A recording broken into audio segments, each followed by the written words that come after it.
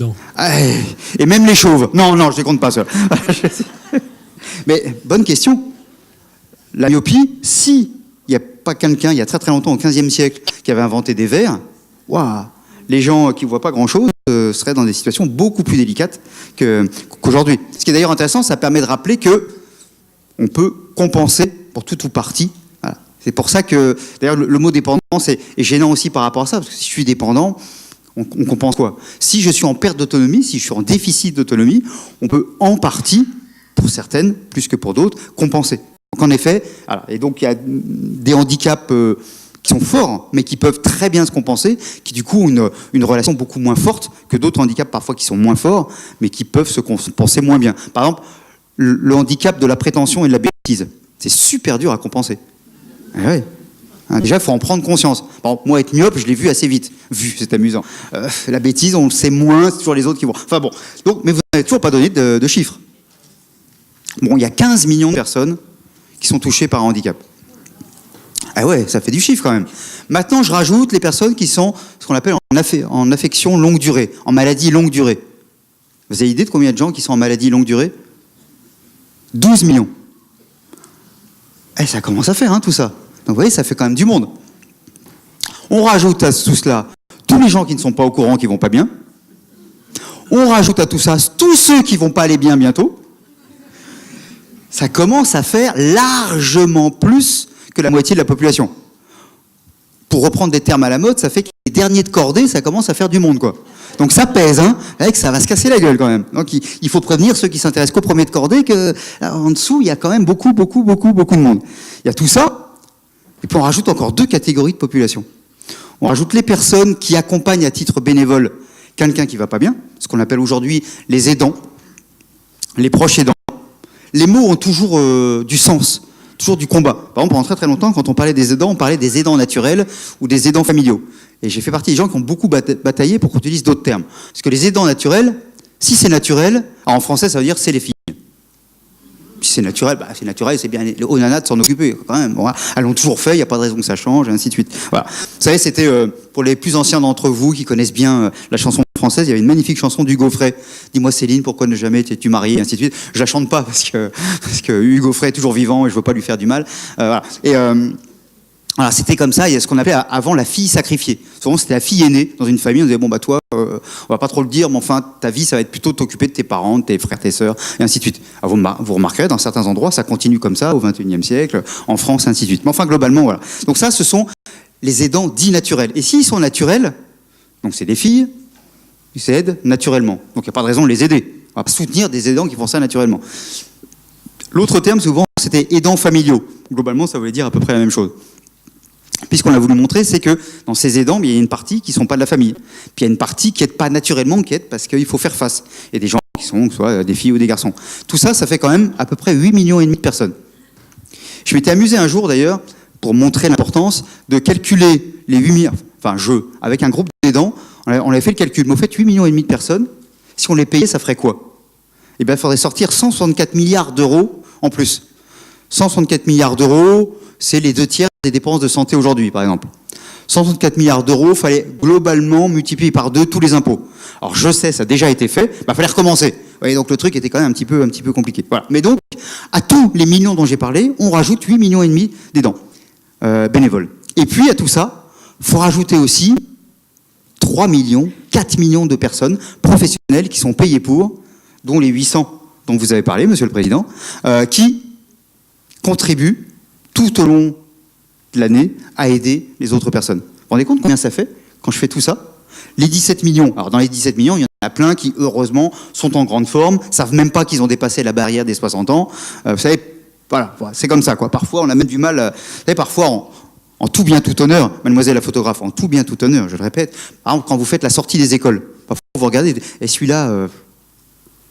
c'est le père ou le grand-père, là, il vient chercher quoi? Et parfois, donc il a dépassé les 60 ans, mais on a dit, mais à quel âge? Je sais pas, mais je crois qu'il vient chercher son petit-fils, puis parfois il vient aussi chercher son fils, parce qu'il a refait sa vie, et ainsi de suite, enfin voilà. Vous voyez, donc, les âges, parfois, on a beaucoup de mal à les repérer. Et donc, dans les plus de 60 ans, on a les 17 millions de plus de 60 ans, il y en a plein qui, heureusement, sont en bonne forme, mais c'est pas un sujet. Mais n'empêche que, si on rajoute 17 millions de plus de 60 ans, si on rajoute 12 millions de personnes en affection longue durée, si on rajoute 15 millions de personnes en situation de handicap, plus les 8 millions et demi d'aidants, plus les 4 millions de professionnels, vous avez fait le calcul? On est à peu près aux 2/3 de la société française. Vous voyez? Donc quand on parle de « Ah oui, non, tout ça, de Teddy Riner et tout ça, très bien. » Mais il y a à côté, la majorité de la population française est concernée d'une manière ou d'une autre par des fragilités. Donc la société française n'est pas composée que de champions du monde, de gens qui sont dans des startups ou que sais-je encore. D'ailleurs, on peut être champion du monde, être dans une startup et être fragile. Tout ça ne s'oppose pas du tout. Mais voilà, juste pour se rappeler de ça. On est dans une société, et heureusement une société de protection sociale, plutôt plus efficace que la moyenne, plus importante que la moyenne, mais n'empêche que, on est dans une société France, dans une société pas au sens d'entreprise, hein, dans une société de gens qui vivent, où la majorité de la population est concernée directement ou indirectement par une forme de fragilité. Et l'autre partie de la population qui n'est pas concernée ne paie rien pour attendre, parce qu'évidemment, ça peut aussi lui arriver. Donc, quand on parle de ces sujets-là, c'est pas juste un petit... Ah non, mais là, on parle de choses qui fâchent, qui sont ennuyeuses, qui sont tristes et tout, mais enfin, bon, faut mettre ça un peu de côté. Ben non, on peut pas le mettre de côté parce que c'est la majorité de la société. Sauf qu'on n'en a pas cette représentation et qu'on veut pas le voir. Encore une fois, si je reprends cette jolie image des premiers de cordée, et donc, on oublie d'ailleurs, quand on parle des premiers de cordée, qu'on ne parle pas des derniers de cordée, les derniers de cordée sont sacrément plus importants et contribuent tous, d'ailleurs, à ce que la société tienne. S'il n'y avait pas tous ces derniers de cordée, les premiers de cordée, je ne sais pas trop ce qu'ils feraient. Hein, donc il y a aussi tout ce monde-là qui doit être pris en compte. Ça, c'est juste sur cette notion de chiffres, pour avoir juste ça un petit peu en tête. Deuxième chose, quand je parle de longévité, la deuxième transformation incroyable de ce que nous sommes en train de vivre, c'est que tout simplement, on vit plus longtemps. Ah oui, t'es bien gentil, oui, la longévité, oui, on vit plus longtemps. Mais tout le monde vit plus longtemps. Ah, les vieux vivent plus longtemps. Non, non, tout le monde vit plus longtemps. Le bébé qui naît va vivre plus longtemps. La personne qui est touchée par tel ou tel handicap va vivre plus longtemps. La personne de 60 ans va vivre plus longtemps.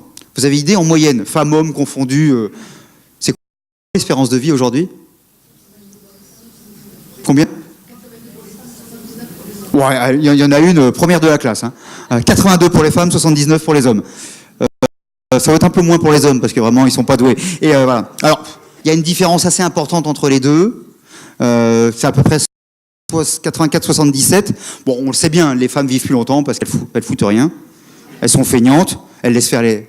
C'est bien connu, depuis que le monde est monde, c'est comme ça. Non, on ne sait pas trop pourquoi. En partie, on sait. Et puis, visiblement, il y a un petit problème, un petit sujet, c'est que les femmes seraient bien plus résistantes que les hommes. Ben ouais, c'est comme ça. Vous savez, dans le temps, on parlait du sexe fort et du sexe faible. J'ai assisté à 3 accouchements et depuis, la notion de sexe fort, sexe faible, je l'ai un peu fait évoluer parce que, voilà. Voilà, donc les femmes vivent plus longtemps. Alors, je vous rassure, grâce à Kamel, Peter Stuyvesant, Marlboro et quelques autres, ça se raccourcit, ça se rapproche. C'est comme les femmes fument de plus en plus, finalement. Mais il faut encore tenir 2 générations, on va arriver à équilibrer tout ça. Mais bon, en tout cas, voilà. On a une situation comme ça. En moyenne, femmes-hommes confondus, l'espérance de vie est de 82 ans aujourd'hui. Si je reviens à 1950, pas si loin que ça, il y a plein de gens dans la salle qui sont nés avant 1950. En 1950, l'espérance de vie était de 67,5 ans. Vous voyez ce qu'on a gagné? Et si je redescends encore, en 1900, l'espérance de vie, bienvenue, attention, il fait nuit. Alors, elle aussi, elle voulait arriver discrètement, c'est foutu, mais en même temps, il ne faut pas qu'elle tombe. Donc voilà, j'essaie d'aider un peu comme je peux. Voilà. Allez-y tranquillement. Voilà, tout va bien, tout va bien. N'oubliez pas de rallumer votre téléphone portable quand vous partirez. Voilà, sinon tout va bien. Alors, je reviens. Vous vous rendez compte? Aujourd'hui, 82 ans en moyenne femmes-hommes. En 1950, 67,5 ans. En 1900, 46 ans. Alors, si je reviens encore plus derrière, en 1750, la première fois, on a une trace historique de calcul. L'espérance de vie était de 25 ans. Alors, évidemment, en 1750, vivadum, qu'est-ce que vous voulez en faire? Ouais, espérance de vie à 25 ans... Mais c'était un autre monde. Alors, pas de maladie d'Alzheimer. Tranquille. Pas de financement des retraites. Le bonheur. Non, non. Pas de sécurité sociale. C'est pas la peine, ils sont plus là. Bon, voilà. Le monde était complètement différent. On ne se rend pas compte, et on n'a pas fait encore l'effort intellectuel, ni en termes de politique publique, de ce que ça change dans nos vies. Le fait que nous vivons plus longtemps. Je dirige un master, une formation Bac plus 5, qui forme à des directeurs d'établissements de santé. Les plus jeunes étudiants ont 23 ans, le plus âgé a 58 ans, par exemple. C'est-à-dire qu'on peut, à tous les âges, se former. Ce qui apparaît comme une révolution incroyable en France, qui se fait depuis 25 ans dans un pays comme la Suède. J'ai le droit de me former à un âge avancé, parce que si je veux continuer à travailler, faut que je sois formé, tout simplement. Donc, il y a peu de chances aujourd'hui, sauf pour quelques énarques, mais sinon, il y a peu de chances qu'une fois qu'on a fait un diplôme, ça suffira toute sa vie professionnelle. On a besoin régulièrement de se reformer. Quand on vivait jusqu'à 25 ans, évidemment, se reformer était moins important. Je sais pas, je prends un autre... la famille. Tu sais, on dit, les familles, c'est plus comme avant, ça tient plus le coup, ça divorce dans tous les sens. J'avais l'habitude de dire que le couple était passé du CDI au CDD, en quelque sorte. Ouais, bon, allez. Alors, après, on peut avoir plusieurs CDD en même temps. Ça peut être renouvelable ou pas. Enfin, bon, après, il y a plein de techniques. Mais bon, en tout cas, voilà. En 1750, évidemment, la situation n'était pas la même. La zone de chalandise était aussi plus restreinte. On pouvait tester 2-3 personnes entre 14 et 16 ans. Puis, de toute façon, il n'y avait pas d'autre choix. Puis après, on se décidait. Si on s'était trompé, il y avait une dizaine d'années à supporter. C'était jouable. Aujourd'hui, évidemment, vous imaginez le truc. J'ai regardé le couple qui a tenu officiellement devant monsieur le maire le plus longtemps, 86 ans. Ah, il y en a à qui ça fait peur. La photographe, elle est verte de trouille. Là. Elle se dit, oh là là, 86 ans avec le même, c'est pas possible. Enfin, voilà. Vous voyez, donc tout ça a changé complètement nos représentations. On ne peut pas penser le monde de la même manière quand on va vivre très longtemps ou quand on vivait moins longtemps. Par exemple, aujourd'hui, il y a des gens à 60 ans, à 65 ans, à 70 ans qui changent de vie. Alors, ils divorcent, ils empruntent, ils changent complètement de vie, ainsi de suite. Mais non, vous pouvez pas, c'est plus de votre âge. Comment ça, c'est plus de mon âge? J'ai devant moi 20, 25, 30 ans. Donc évidemment, c'est mon âge. L'âge qui compte, c'est pas l'âge que j'ai, c'est combien d'années il me reste à vivre d'une certaine manière. Voilà. Donc les choses ont complètement changé, mais on n'a pas su encore vraiment accompagner ces changements extrêmement importants, majeurs, qui nous font évoluer encore une fois sur la formation, sur la famille, sur plein d'autres éléments, sur la prévention par exemple. J'ai intérêt à être plus attentif à un moment donné parce que justement, je vais vivre plus longtemps. Je prends un chiffre tout bête. Je reviens à un chiffre. Vous avez idée de combien il y a de centenaires aujourd'hui en France ? Il n'arrête pas de nous poser des questions avec des chiffres. Il est chiant, le chauve. Mais alors, les bons élèves 10-15 000. Combien? 37 000. 37 000 à mon centre gauche. 10-15 000 à mon centre droit. 10 millions. Non, bah... Alors, 127 000. Oh là là là. Aujourd'hui, on est à 21 000 personnes qui ont plus de 100 ans. Ça vous dit, finalement, c'est pas tant que ça. En 1950, il y en avait 350. 350. Donc en 1950, vous étiez un centenaire, mais c'était un exploit incroyable. C'était fou, quoi. Mais l'INSEE a calculé que d'ici à 2070, alors c'est pas tout de suite, il y aura entre 250 000 et 550 000 centenaires. Vous voyez, donc les transformations sont quand même incroyables. Donc là aussi, on vit des choses différentes. Donc là aussi, si on ne l'intègre pas, on comprend sans doute moins bien la société qu'on est en train d'inventer tous ensemble. Donc ça, c'est la première chose. Donc le volume, jamais autant de personnes concernées, les gens âgés, les gens touchés par un handicap, les gens touchés par une maladie longue durée, les gens qui vont pas bien dans leur tête, les gens qui ont un ego surdimensionné, les gens qui travaillent autour du secteur. Alors, encore une fois, 2 tiers de la population finalement. Plus le fait que nous allons vivre extrêmement très longtemps. Tout ça, ça fait quand même beaucoup. 3e transformation, qui est la plus compliquée, celle dans les têtes. Les représentations, les images qu'on a, la façon qu'on a de voir la société. Donc il faut déjà rappeler ces chiffres pour commencer à essayer de faire évoluer un petit peu les choses. Et là, d'un seul coup, on se dit, ah oui, quand même, c'est vrai que ça fait du monde, c'est vrai qu'on va vivre longtemps, donc est-ce qu'on peut fonctionner comme on fonctionnait avant ? La réponse est non. Alors, Monsieur le Président parlait du 5e risque. Le 5e risque, c'est l'idée que après la libération, les gens qui avaient contribué à cette libération, c'est dit, si on veut faire une société, je parle de la libération après 1940-1944, non, parce que maintenant la libération, les gens ils peuvent croire, voilà. Donc après cette guerre-là, les gens se sont dit, si on veut créer une société où il y a plus de cohésion, et peut-être où il y aura moins de guerres civiles, moins d'attaques entre les uns et les autres, il faut peut-être inventer quelque chose qui nous permette de tous vivre de manière, avec de la solidarité sociale, ce qu'on appelait la sécurité sociale. Donc il y a eu deux personnes qui ont porté ça, un politique qui s'appelait Ambroise Croizat, et puis un technicien qui s'appelait Pierre Laroque. Puis Pierre Laroque, il fait un rapport, quelques années plus tard, en 1962, ce qu'on appelle le rapport Laroque. Et il dit, en 44-45, on a oublié un truc, on a oublié le vieux. Ce qui était logique, il n'y en avait pas. Donc on ne s'était pas préoccupé. Là, il dit, là, ça commence à arriver, puis il va y en avoir de plus en plus, il faudrait peut-être réfléchir à la question. Et donc inventer un nouveau pilier de la sécurité sociale qui permette d'accompagner les plus âgés, les plus fragiles, les plus en perte d'autonomie, ainsi de suite. 1962. Et bien depuis, que dalle. Intéressant comme concept. Alors, en 2007, les 3 candidats arrivaient en tête à l'élection. C'est en écoutant le président que ça m'est revenu. Les 3 candidats arrivés en tête aux élections, les 3 s'étaient engagés à instaurer un 5e risque. Bon, c'est Nicolas Sarkozy qui a gagné, donc c'est Nicolas Sarkozy qui n'a pas tenu sa promesse. Enfin, les 2 autres auraient fait pareil, hein. Mais voilà, en tout cas, c'est lui qui... Bon, c'est comme ça. Et puis, alors, ce qu'il y a de bien, c'est qu'en 2017, là, au moins, il n'y aura pas de promesse qui ne sera pas tenue, parce que personne n'en a parlé. Et ça, non, mais c'est un progrès quand même. Au moins, on est tranquille, hein, ils vont pas... Voilà. Non, mais c'est important quand même. Au moins, il a dit, non, c'est pas un sujet. Très bien. Voilà. Mais ça reste quand même... Alors, cette solution-là ou une autre, il y a d'autres façons de trouver des financements. Mais en tout cas, on est dans une situation assez particulière où de plus en plus de gens, comme je vous l'ai montré, sont concernés d'une manière ou d'une autre, et en fin de compte, en face, on a du mal à trouver des financements. Et ces financements ne sont pas de l'argent qui serait jeté par la fenêtre. Non, ça arrive jamais, de l'argent qui est jeté par la fenêtre. Jamais il y a des décisions qui sont comme ça. Non. Mais en tout cas, voilà. Là, ça ne serait pas une décision qui serait jetée par la fenêtre. Ça ne serait pas une décision qui serait prise par un État complètement délirant, comme l'Allemagne, par exemple. Car l'Allemagne l'a mis en place, ce système-là.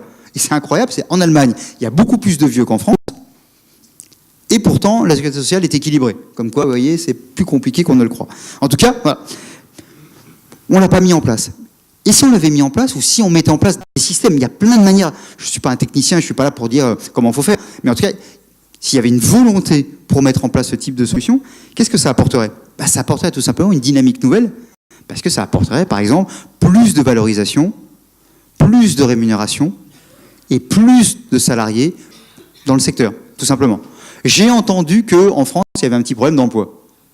Enfin, c'est pas énorme, il y a 6 millions à peu près de personnes qui n'ont pas de boulot. Pas non plus exagéré. Voilà. Et c'est drôle, alors il y a des gens qui disent « ouais, non, on ne peut plus trouver de l'emploi ». Bah si, il y a des endroits où on peut trouver de l'emploi. Par exemple, autour de tout ce qui est service aux personnes, autour de tout ce qui est accompagnement des plus fragiles. Et dans les plus fragiles, je pourrais rajouter une catégorie qui sont les enfants. Les enfants aussi sont fragiles. Ils sont fragiles physiquement, tout petits, et puis ils sont fragiles intellectuellement, ils ont besoin d'être accompagnés, d'apprendre des choses, et ainsi de suite. C'est aussi une autre forme de fragilité. Simplement, on y pense moins, puisqu'on se dit qu'après, ils seront forts. Parfois, d'ailleurs, après, ils ne sont pas forts, mais en tout cas, si on ne les aide pas, à un moment donné, il y a peu de chances qu'ils deviennent plus tard. Donc ça aussi, ça fait partie. Donc vous voyez, autour de tout ça, il y a... Vous avez parlé de 150 000 emplois, mais il y a, si on mettait tous les moyens, c'est sans doute autour d'1 million d'emplois que l'on pourrait créer autour de ce domaine-là. Et qui ferait qu'on serait tous... Alors, il y a 1 million de personnes qui vivraient mieux, qui auraient un emploi, mais il y a aussi plein de gens qui seraient mieux accompagnés et qui, du coup, qui vivraient aussi certainement mieux. Et puis, ces emplois, ou ces personnes, ou ces métiers, on découvrirait aussi autre chose. Pour le faire, pour mettre de l'argent sur ce secteur, pour valoriser ces métiers-là, c'est le mot valeur, c'est le mot sens, c'est le mot utilité qui doit être mis en place. C'est-à-dire, l'utilité sociale, à quoi je sers. Vous savez, parfois, j'avais remarqué un jour que les salaires ou les revenus n'étaient pas directement indexés sur l'utilité des personnes. Je ne sais pas si vous l'avez remarqué. Non, parfois, on découvre le revenu de certaines personnes avec un certain étonnement. Parfois, moi, je ne suis pas très doué pour les chiffres, donc j'ai même besoin d'écrire sur une feuille le nombre de zéros que ça fait. Je dis, oh, putain, oui, quand même. Voilà. Et on se dit, et cette personne-là, et elle sert à quoi, cette personne? Alors, parfois, elle tape dans un ballon, donc elle sert vachement. Mais parfois, enfin, voilà. Donc, il y a des... Mais c'est étonnant comme il y a une distinction, il n'y a pas une corrélation directe entre l'utilité sociale des personnes, à quoi elles servent pour les autres, et puis le salaire. Par exemple, les gens qui comptent le plus pour nous, on pourrait dire nos enfants ou nos parents. C'est bizarre, comme souvent les gens qui s'occupent, qui accompagnent, qui soutiennent nos enfants ou nos parents, ne sont pas les gens qui sont nécessairement le mieux payés. Par exemple, le salaire d'un instituteur n'est pas extraordinaire. Le salaire d'une personne d'auxiliaire de vie n'est pas fabuleux. Le salaire d'une infirmière... je regardais, il y a une étude qui vient de sortir. Dans la plupart des pays d'Europe, le salaire moyen des infirmières est à peu près 15% au-dessus du salaire moyen du pays. Nous, c'est plutôt 10% en dessous. Bon, voilà, c'est juste un... Il faut déjà que je m'arrête. Il m'a dit, si j'étais trop long, il me tirait les cheveux. Non, et comme il est balèze, il me fout une trouille. Non, je me demandais juste, en fait, quid du sociologue, en fait, le salaire du sociologue. Mais... Ah, le salaire du sociologue. Oui. Trop. Ça dépend desquels. Alors, le sociologue a intérêt à se mettre... Par exemple, le sociologue qui travaille sur le luxe, c'est une super idée. Moi, j'ai compris trop tard. Ah ouais, c'est vachement mieux. Vous travaillez pour Chanel ou des trucs comme ça, vous êtes payé comme un d'enfer, quoi. Donc voilà, il faut aussi choisir un peu son secteur. Voilà. Mais comme plein de choses, hein, on choisit un secteur, dans les métiers dont on parle, On ne choisit pas toujours au début d'ailleurs. Il y a des gens qui ne choisissent pas parce qu'il n'y avait pas grand-chose d'autre, ou parce qu'on ne les a pas pris ailleurs. Mais souvent, on a coutume de dire, oui, mais les gens qui restent, souvent, ils arrivent peut-être par hasard, mais ils ne restent pas par hasard après. Parce que le boulot est quand même assez dur, donc si on s'accroche, il me reste 10 minutes. Merci, monsieur. Non, mais il est sympa parce que du coup, voilà. Et j'étais super long pour juste l'introduction.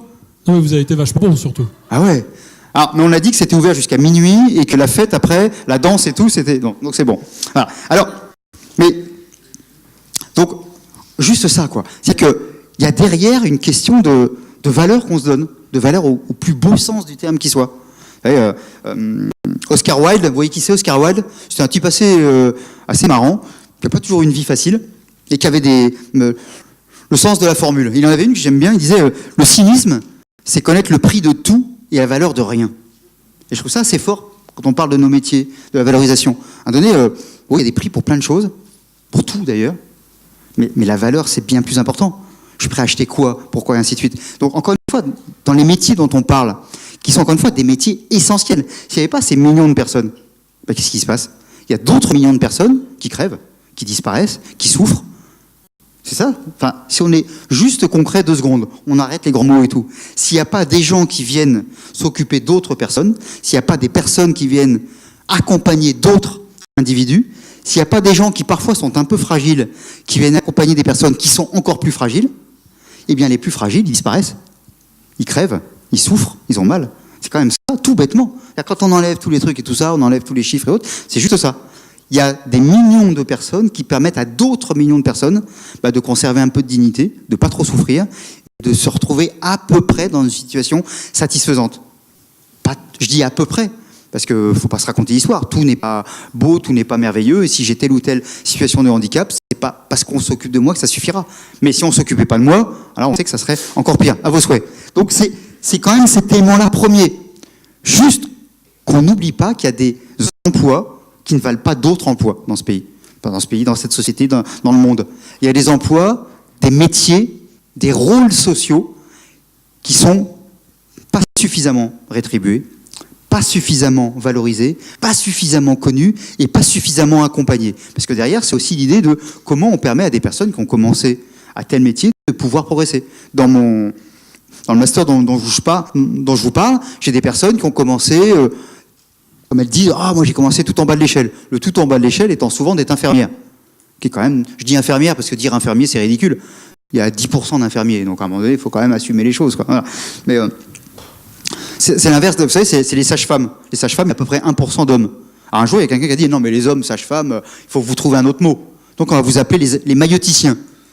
Alors, 1% d'hommes sages-femmes, ils disent non, on se calme là. Parce que déjà, ça fait drôle quand on a un homme qui arrive pour être sage-femme, si en plus on dit qu'on est mailloticien, enfin, vous voyez le truc, là, les gens commencent à se paniquer et tout, mais c'est quoi, qu'est-ce qu'il va me faire et tout. Voilà, donc de temps en temps, il faut garder les mots simples et puis on se comprend, et c'est beaucoup mieux comme ça. Mais je reviens à ça. Tous ces métiers du soin, de l'accompagnement, je dis 3 millions, 4 millions, mais encore une fois, si on rajoute une partie des enseignants qui font bien leur boulot, si, il y en a. Ah non, c'est pas bien. Voilà. Mais il y a plein d'autres gens, par exemple, je prends très souvent le train. Il m'arrive de trouver des contrôleurs de SNCF qui sont bienveillants. Je dis pas que c'est majoritaire. Mais il arrive que des gens aident. Non, donc, vous voyez, c'est-à-dire que tous les métiers, on peut aussi accompagner les autres. On devrait pouvoir. Et ça aussi, parfois, c'est rajouter un tout petit... Vous savez, la personne qui dit « Ah non, il est 17h02, je peux pas vous donner votre billet. » Il est 17h02, je vous donne votre billet. Voilà. Et c'est rien. Sauf que c'est mettre un petit peu de fluide, c'est mettre un petit peu de bienveillance, de gentillesse, d'empathie, en disant je serais à sa place, vraiment, ça m'embêterait pour 2 minutes, ainsi de suite. Allez, je le fais, c'est quand même pas si compliqué que ça, ainsi de suite. Parfois, c'est très compliqué parce que le système, la machine, empêche de rouvrir et autres. Donc parfois, on est complètement enfermé, non pas par notre âme à nous, non pas par notre conviction, non pas par nos valeurs, mais par un système qui est plus lourd que nous et qui nous interdit de faire quelque chose.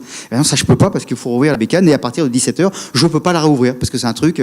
voilà. Ce qui fait aussi que les sociétés très technologiques sont des sociétés qui nous apportent beaucoup de choses et parfois de très belles choses, qui nous facilitent la vie, qui parfois permettent d'ailleurs de compenser des formes de handicap et ainsi de suite. Donc elles ont plein de choses très positives tant qu'elles sont à notre service et tant qu'on passe pas au service de ces machines. Et tout le problème est là. Or, la tentation est souvent de passer au service. Il y a 2 tentations avec les machines. La première, c'est de se mettre à leur service, que d'un seul coup, c'est elles qui décident tout. Et la deuxième tentation, qui est pratiquée par à peu près, sauf peut-être l'actuel, par à peu près tous les ministres de l'Éducation, par exemple, quand ils n'ont pas d'idée ou pas de capacité à changer un système, ils disent on va mettre des tablettes, on va mettre des ordinateurs, on va mettre des choses comme ça. Ça change rien, ça coûte plus cher encore à l'État, ça aide quelques fabricants d'ordinateurs, mais ça change rien. C'est pas l'outil qui change, c'est ce qu'on apprend avec, comment on travaille, et ainsi de suite.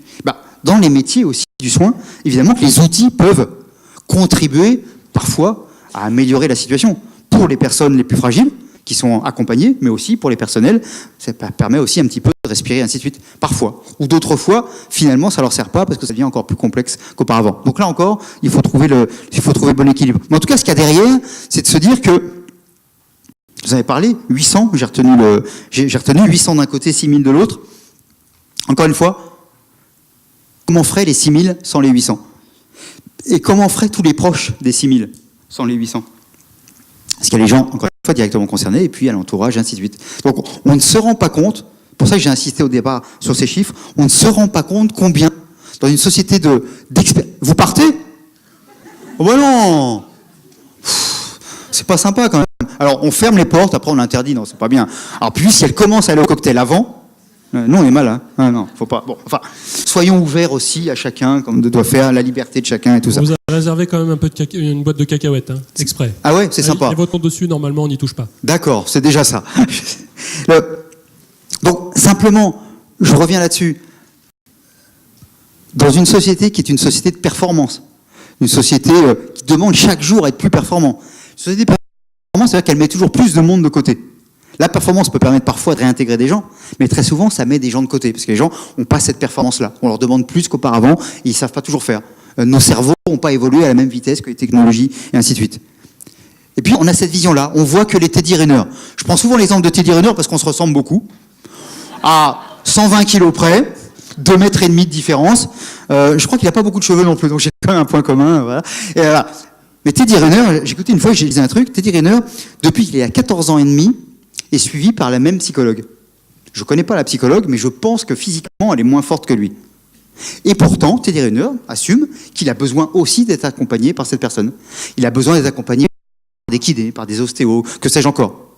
Tout champion du monde, champion olympique qu'il est, il a besoin d'autres personnes. Lui, super fort, sans doute le type le plus fort aujourd'hui, ainsi de suite. Même lui, super champion, il a besoin de plein de gens avec lui, autour de lui. Il a besoin d'être accompagné. À certains moments, sans eux, il serait sans doute dans une situation, sans eux, peut-être qu'il perdrait des matchs, que sais-je encore. Il en a besoin. 3 minutes. Merci.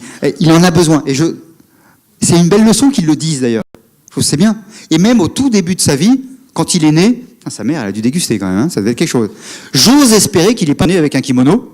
Et que, voilà, parce qu'en plus, je ne sais pas combien il faisait, mais sans doute qu'il était un peu plus puissant que la moyenne des enfants, et ainsi de suite. Mais pareil, là où il est il y avait sans doute des sages-femmes, il y avait sans doute des infirmiers, ainsi de suite. Elle n'aurait pas été là, c'est pas évident non plus.